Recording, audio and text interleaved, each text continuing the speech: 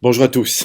Capsule numéro 5 maintenant sur la notion de neutralité technologique, qui est une notion, pour être tout à fait honnête, est une notion qui est assez importante, qui est notamment reprise abondamment par la jurisprudence, notamment de la Cour suprême du Canada, alors dans un contexte principalement de droit d'auteur, mais quand même. Euh, c'est une notion à certains égards que je me plais de détester. C'est une notion que je trouve éminemment confuse. Et malgré cette confusion, en fait, une confusion que je traduis, en fait, qui est tellement grande, en fait, que j'en ai fait un livre il y a 8 ans maintenant, parce que justement, elle était abondamment utilisée. Et je voulais en parler de cette notion-là, parce que je trouve, puis je me permets de trahir une sorte de conclusion que je suis d'ores et déjà, c'est une notion qui, comme disait un auteur britannique, est un peu comme la tarte aux pommes. En fait, c'est une notion qu'on ne peut pas ne pas aimer. C'est une notion qui est tellement molle en fait que forcément on est plutôt d'accord d'être, enfin on est plutôt d'accord avec elle. Et en fait, elle est tellement molle que je trouve que c'est plus une notion jello qui, selon moi, n'est pas très utile en fait quand on regarde des fonctions que le droit est susceptible d'avoir, que ce soit en termes de rédaction, que ce soit en termes d'interprétation. Alors, dans le cas d'une bonne vingtaine de minutes, en fait, je voudrais en premier lieu revenir sur la définition de cette notion de neutralité technologique, la mettre en comparaison aussi avec des notions auxquelles je crois davantage, comme la notion d'équivalence fonctionnelle qui sera la capsule numéro 6. Je voudrais aussi vous montrer certaines critiques sur le plan plus applicatif pour dire en fait que cette notion, elle n'est pas si utile que ça parce qu'on est capable de la substituer par d'autres. Et donc, deux parties, une définition, une plus applicative de cette notion-là. Donc commençons avec une définition dont, au départ, si vous permettez, il faudrait remonter aux origines de comment elle a été introduite, je dirais, dans la communauté des personnes intéressées au droit des technologies. Et la première origine était véritablement dans le domaine des instances internationales, que ce soit la Commission des Nations Unies au développement du commerce international, qui s'appelle aussi, dont l'acronyme c'est UNCITRAL en anglais. Il y a eu un sommet mondial sur les technologies en 2003 aussi, en Tunisie, qui a évoqué cette notion-là. Puis l'OMPI, que vous connaissez, WIPO en anglais, qui est dans le domaine du droit d'auteur, elle aussi a beaucoup utilisé cette notion-là. Alors sur la CNUTSI, en premier lieu, il y a eu, à partir du début des années 90, et notamment dans le premier texte en matière de commerce électronique, en 1996, où effectivement on utilise dans les principes interprétatifs de départ cette notion d'équivalence fonctionnelle, mais aussi de neutralité technologique. Et d'ailleurs, on le trouve en 2005 dans le premier traité dans le domaine du commerce, dont on reparlera notamment quand on évoquera la notion de contrat, où dans les principes initiaux, dans le préambule, on évoque en fait aussi l'équivalence fonctionnelle, mais également le principe de neutralité technologique qui doit être considéré dès lors qu'on parle de droit du commerce électronique. Quelques années plus tard, donc 96, au sommet mondial de la Société de l'information, là encore, on se rend compte en fait que la règle de droit doit être accompagnée par différents principes, comme la transparence, mais également la neutralité technologique, même si en l'occurrence, on ne dit pas exactement ce à quoi correspond cette notion-là. L'OMPI, enfin, ici dans le domaine du droit d'auteur, évoque le principe de neutralité technologique qui signifie, et là on est véritablement dans une définition, en fait, qu'on doit traiter juridiquement les différentes technologies de la même manière. Alors ça reste très générique, très général, pas mal flou, mais on s'approche quand même de semblants de définition. Une autre définition que l'on peut voir de la part de l'OMPI, cette fois-ci en matière de webcasting, en fait de télécom, où là encore, dans le domaine des télécoms, c'est une notion qui est très très forte également. On évoque cette notion-là toujours dans une similarité de traitement entre les différents supports. Entendons support numérique, tout comme le support ou les supports physiques. Évidemment, vu qu'on a cette notion au niveau international, ça va se traduire également au niveau national et en matière de preuve, dans le sacro-saint Code civil du Québec, quand vous lisez le titre de la section 6 correspondant aux articles 28, 37 et suivants, on a des supports de l'écrit et de la neutralité technologique. Donc cette notion a été, si je puis dire, adoubée dans dans la quintessence du droit que constitue le droit civil. Là encore, avec une absence de définition, on réfère uniquement à cette notion-là. En droit d'auteur, ça j'évoque une citation qui était reprise dans un communiqué de presse lors de l'adoption en 2012 d'amendements assez conséquents pour intégrer les nouvelles technologies dans le domaine du droit d'auteur. Et là encore, le ministre à l'époque,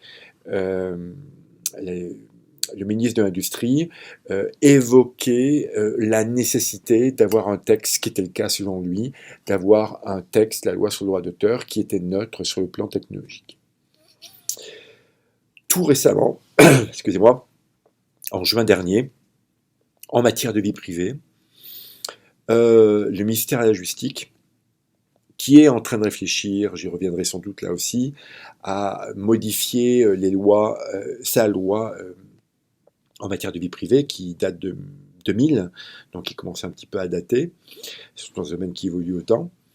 Et donc, dans ce communiqué de presse du ministère de la Justice, on évoque l'importance d'avoir une loi qui soit neutre sur le plan technologique et qui donc puisse s'appliquer quel que soit le contexte technologique.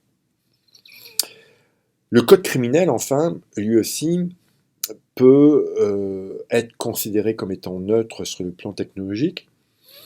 Qu'est-ce que j'entends par là? C'est que très souvent dans le code civil, et puis j'ai pas fait les occurrences, mais c'est plusieurs dizaines de fois, le code criminel réfère à l'expression par quelque moyen que ce soit. Donc il y a une volonté inclusive pour que, et on reverra sur le côté applicatif la jurisprudence qui a interprété des hypothèses donc, où on a élargi à d'autres supports, à d'autres technologies, l'application du code criminel. Mais malgré tout, même si cette prétention très souvent déclarée que le droit criminel, que le code criminel est un code qui est neutre sur le plan technologique, mais malgré tout, on a, depuis un certain nombre d'années, beaucoup d'occurrences, de nouvelles occurrences, à la situation où on utilise un ordinateur, à une situation où on utilise des moyens technologiques pour spécifiquement encadrer cette hypothèse-là. Donc vous avez des nouvelles dispositions qui s'appliquent uniquement à ces nouveaux contextes. On pense par exemple à l'infraction du leurre, le leurre qui dispose de dispositions particulières quand on utilise pour ce faire un outil technologique, un ordinateur, des moyens technologiques. Droit des télécoms, enfin, puis ça j'ai pris un exemple pour le droit européen, où là encore la notion de neutralité technologique est très, comme je disais tout à l'heure, très souvent utilisée. Mais même dans un domaine au-delà du droit des technologies, on envisage cette notion de neutralité technologique dans bien d'autres domaines que le domaine des télécoms. Et dans le domaine de l'environnement notamment, on veut s'assurer que les lois sur l'énergie, par exemple, puissent s'appliquer à un grand nombre de situations. Alors, la situation classique, c'est celle où, en fait, généralement, l'État fournit de l'énergie à ses administrés, mais on veut avoir aussi des régimes législatifs qui puissent s'appliquer, où, par exemple, ce qui est une possibilité à moyen court terme, que les individus soient eux-mêmes des producteurs d'énergie. Donc, par exemple, j'installe des panneaux solaires sur ma maison et je revends à une régie, à un organisme public ou parapublic, l'énergie que j'ai moi-même confectionnée avec mes propres outils. Donc c'est dans ce cas-ci qu'on réfère, en l'occurrence dans un horizon de 2030, à une telle hypothèse où on aurait un changement par rapport à la structure habituelle, une structure technologique, en ce qui a trait au mode habituel de fournir de l'énergie. Donc, énormément de références à cette notion de neutralité technologique, et pourtant c'est une notion qui demeure éminemment floue et qui suscite éminemment de confusion. Et d'abord, j'aimerais vous montrer ce que la neutralité technologique est, et puis je voudrais vous montrer mes 3 approches possibles où on pourrait considérer cette notion-là, et ensuite je voudrais voir ce qu'elle n'est pas. Et à mon avis, j'ai quelques doutes sur le fait que ce soit une méthode d'interprétation, même si on verra que la jurisprudence l'utilise comme telle, et quelques doutes aussi sur le fait que ce soit une méthode de rédaction. Alors voyons en premier lieu ce qu'elle est, mais une chose est sûre, c'est qu'avant tout, la neutralité technologique est une caractéristique d'une loi. C'est une loi qui était neutre. Quand on parle de neutralité technologique, on parle d'un outil législatif, comme une loi, un règlement, qui décide sciemment de ne pas référer à une technologie. Donc, la première vision, la plus restreinte, que j'appelle ici mécanique, est celle de dire une loi ne doit pas identifier une technologie en particulier. Une loi, sauf exception évidemment, mais ne doit pas normalement dire voilà, il faut un point PDF pour par exemple, transmettre tel document. Ça origine notamment à une expérience législative qui a eu lieu dans la province de Utah au milieu des années 90, où le gouvernement de l'État avait identifié une technologie en particulier pour effectuer des signatures, et le temps que la loi soit adoptée, il y avait des outils moins chers, plus efficaces, plus faciles à utiliser qui étaient sur le marché. Donc, cette illustration législative là, du Digital Signature Act en 1994 de mémoire a participé en fait à l'élaboration de cette notion de neutralité technologique en disant écoute, vous ne devez pas avoir des lois qui réfèrent à une technologie en particulier. Donc ça, c'est la vision la plus restrictive de ce que pourrait être la notion de neutralité technologique. Mais je pense aussi, et là je m'élargis un petit peu, il y a certains auteurs, certains documents qui réfèrent à la neutralité technologique comme une loi qui ne doit pas favoriser une technologie plutôt qu'une autre, ou un support plutôt qu'un autre. Cette notion un peu plus large, qui est aussi, à mon avis, qui ressemble beaucoup au principe de non-discrimination technologique, et considère la neutralité comme le fait donc qu'on ne doit pas mettre de l'avant, sauf exception, une technologie plutôt qu'une autre. Je dis sauf exception parce que par exemple dans la LPC, vous avez un article, l'article 25, qui dit pour tel type de document, vous devez faire un document papier. Donc volontairement, le législateur a décidé de choisir une technologie clairement. Et enfin, une troisième notion encore plus large et selon moi encore plus floue, est de dire c'est que la loi donc poursuit ce principe de neutralité technologique, doit s'assurer en fait que les effets de la loi soient les mêmes pour un papier, pour le papier par exemple, pour un support physique, et un support numérique. Et je trouve cette compréhension assez complexe parce que dans les faits, le passage d'une technologie à une autre va avoir des effets qui sont forcément assez importants. Et donc c'est difficile de croire que les effets vont être les mêmes suivant la technologie utilisée. Le fait qu'on utilise maintenant les médias sociaux, forcément, ça va avoir des effets en termes de diffusion de l'information qui vont être difficiles à contrôler et à comparer d'un support par rapport à un autre. Donc j'ai tenté là, avec 3 approches différentes, de préciser ce à quoi correspond cette notion de neutralité technologique, mais une autre question qui m'apparaît incidente à tout ça, c'est de savoir, mais est-ce que c'est vraiment utile cette notion-là? Et notamment, est-ce que ça aide à la rédaction des documents? Est-ce que ça aide à l'adaptation? Alors sur la rédaction, on peut s'interroger sur le fait de savoir si ce principe ne permet pas, ce qui est quand même une bonne chose, d'avoir des textes plus courts, ne permet pas aussi, ce qui est aussi une bonne chose, d'avoir des textes qui soient plus flexibles. Mais ça, j'ai pas de réponse absolument tranchée là-dessus, parce qu'il faudrait être capable de mesurer, et puis malheureusement, la réalité fait que les textes sont de plus en plus longs, et ne sont pas toujours très faciles à adapter, et ce, même si on revendique faire référence à cette notion de neutralité technologique quand on rédige les lois. Également, je trouve que cette notion est passablement ambiguë parce que d'une part, et puis là je mets un point d'interrogation, mais je suis persuadé que les technologies ne sont pas neutres. Et même certains auteurs pensent que c'est le changement, le passage d'une technologie à une autre est un prétexte très souvent pour avancer des intérêts particuliers. Je voudrais revenir sur chacun de ces points. D'une part, sur le fait que les technologies ne sont pas neutres. Évidemment, et puis là je reprends une citation d'un auteur très important, même si ancien, sur la question, c'est que les technologies ne sont pas simplement des moyens pour les humains d'aider à gérer leur activité, mais c'est aussi des moyens très forts pour to reshape, pour modeler leurs activités et le sens qu'ils sont susceptibles de donner à ces activités.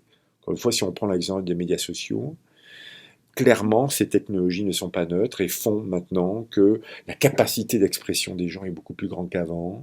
La capacité, ce qui pose des problèmes de droit, évidemment, mais clairement, ces technologies ne sont pas neutres. Également, puis ça c'est une dénonciation de la part de deux auteurs britanniques qui prétendent en fait que en Europe, tout du moins, cette volonté d'innover en matière de politique pour gérer les nouvelles technologies, parfois peuvent être des moyens de réduire drastiquement et aveuglément des protections qui avaient mis des siècles à se sédimenter. Le meilleur exemple que j'évoque depuis plusieurs cours maintenant, c'est l'intelligence artificielle. L'intelligence artificielle, le fait d'utiliser l'exemple que je donnais la semaine dernière, l'intelligence artificielle pour faire des pressentences dans le domaine de droit criminel, pour évaluer la dangerosité de certaines personnes.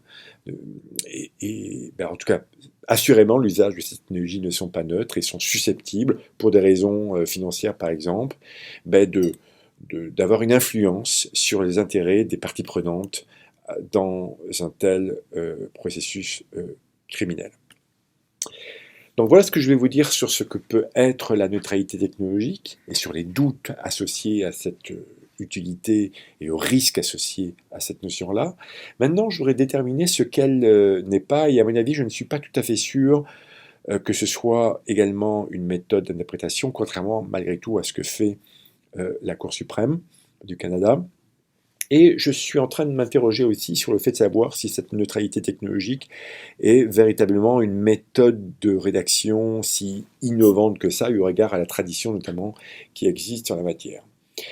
Alors, d'une part, sur cette notion très floue de neutralité technologique, mais en fait, il faut aussi la mettre en contexte avec d'autres notions, suivant un schéma et relatant en fait des expressions qu'on trouve aussi dans les lois.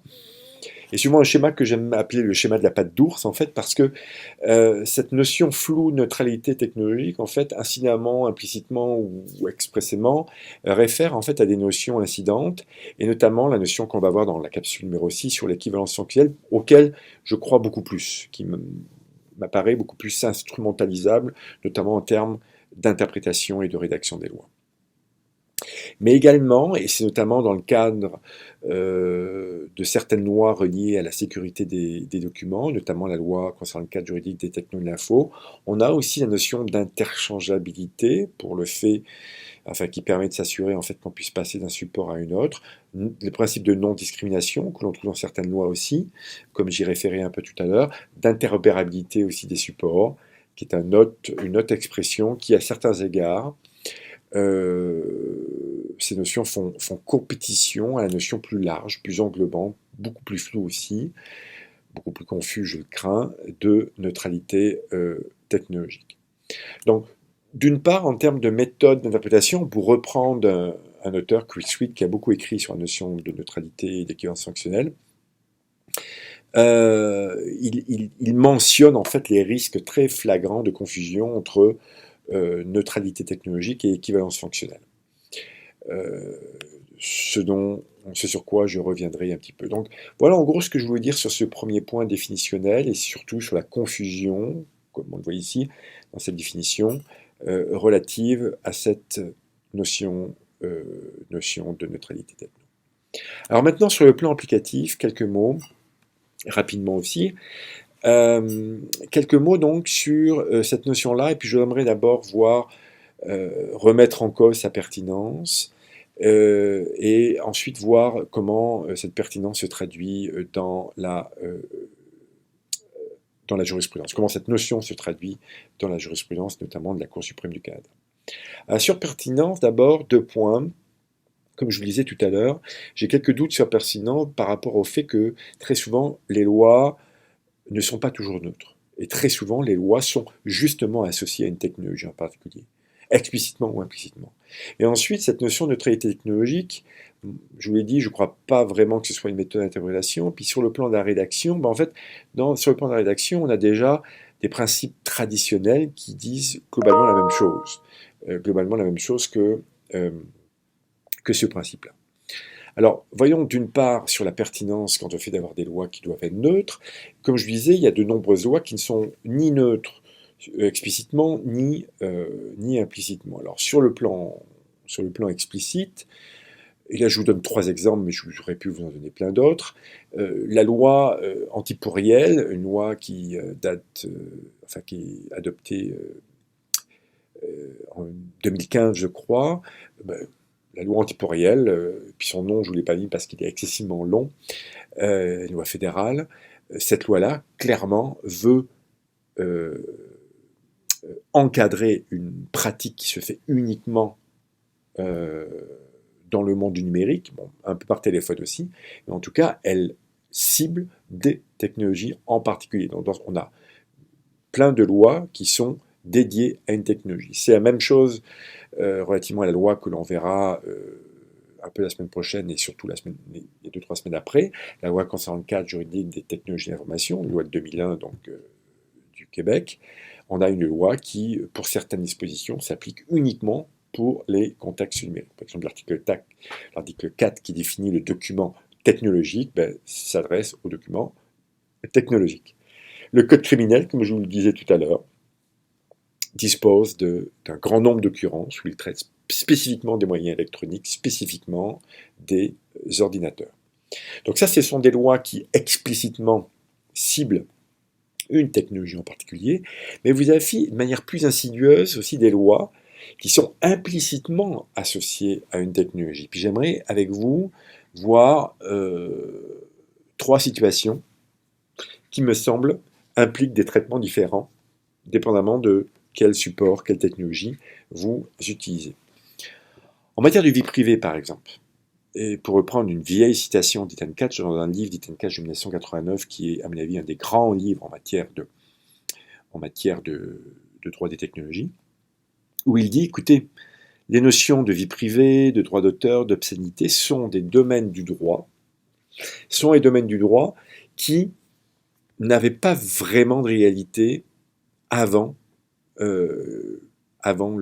l'imprimerie. Donc ce sont des domaines de droit, à la différence des contrats par exemple, ou du droit criminel, qui n'avaient pas vraiment de base, qui n'avaient pas vraiment de principe avant le XVe siècle, donc où l'imprimerie est apparue dans notre civilisation occidentale.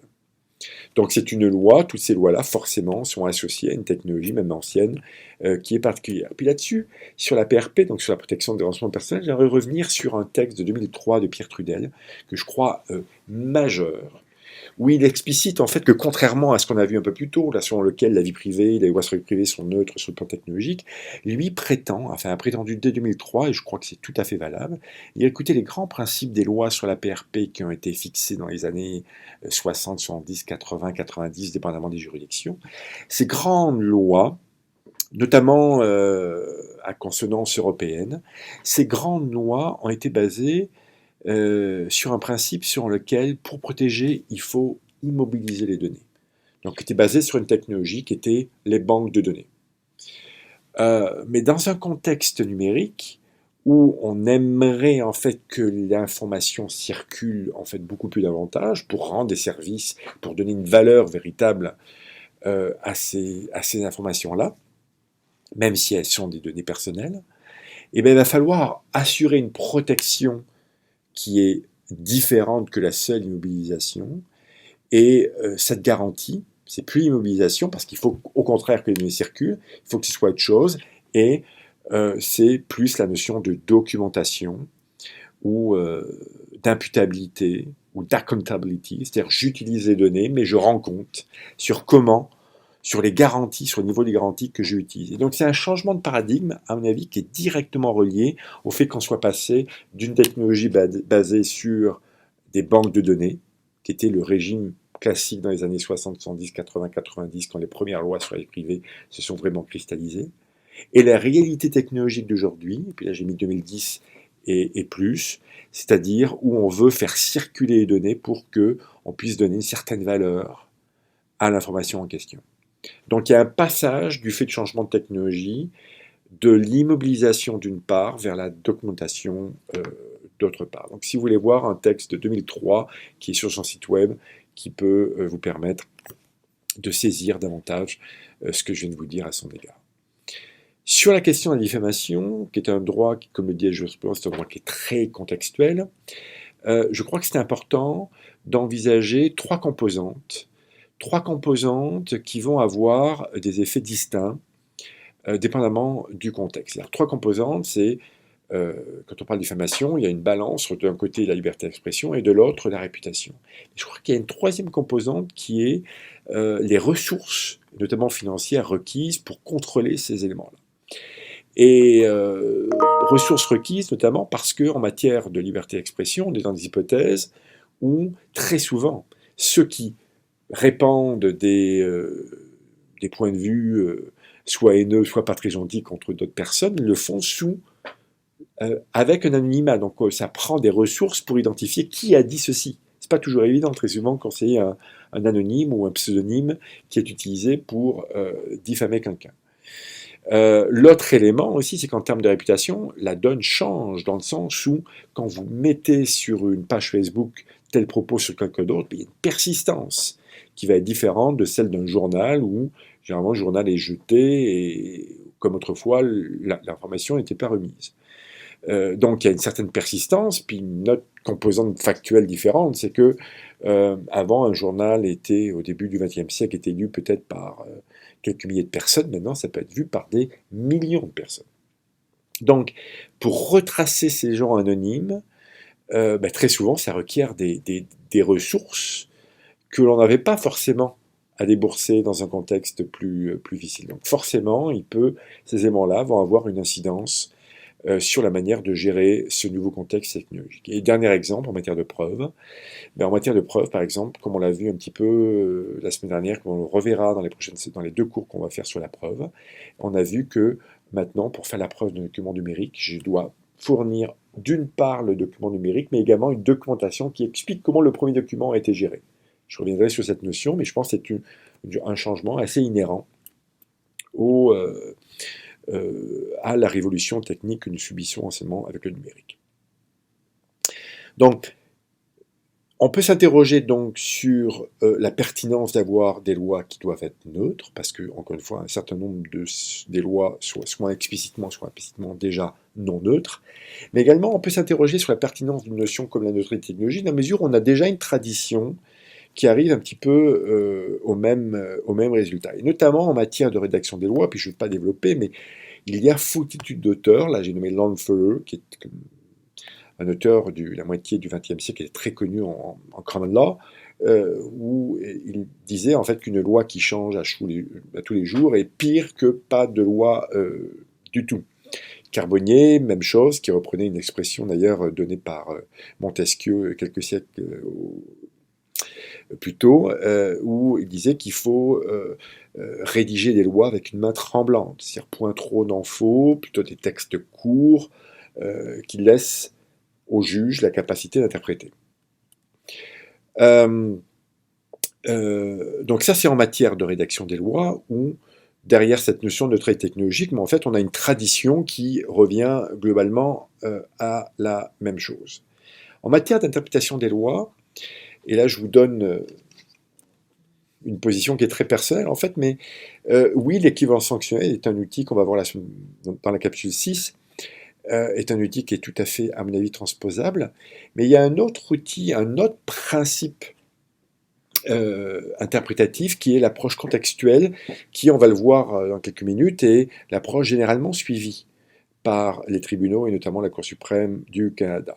Donc vous avez d'une part l'équivalence fonctionnelle qui ressemble beaucoup, on le verra, à la méthode d'interprétation que l'on appelle téléologique, qui est quasiment la même chose, et neutralité technologique est une approche plus globale qui ressemble en fait davantage à ce que les juges de la Cour suprême appellent l'approche contextuelle. C'est ça que je voudrais voir maintenant, vitement, en vous présentant comment la notion de neutralité technologique a été utilisée par la Cour suprême. Et notion de neutralité technologique, vous le voyez ici, si vous cliquez neutralité technologique en Calny, vous voyez qu'il y a 20 décisions qui réfèrent à cette notion-là, ce qui est quand même pas énorme. Ce qui n'est pas énorme par rapport au nombre de décisions, j'en ai plus de 6000 ici, qui réfèrent à l'expression, qui est en fait une expression qui revient un peu à la même chose, par quelque moyen que ce soit.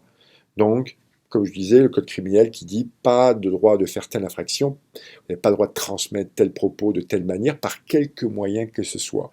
Où en fait on a une formule somme toute large qui permet aux juges d'interpréter plus facilement, et les juges ont à interpréter cette nouvelle situation. Comme dans une vieille décision de la Cour suprême en 1975, Rennes contre Nabis, où il s'agissait de savoir si une personne qui avait fait des menaces de mort de vive voix devait être considérée comme une infraction qui identifiait un certain nombre de technologies par lesquelles les menaces de mort ne pouvaient pas se faire.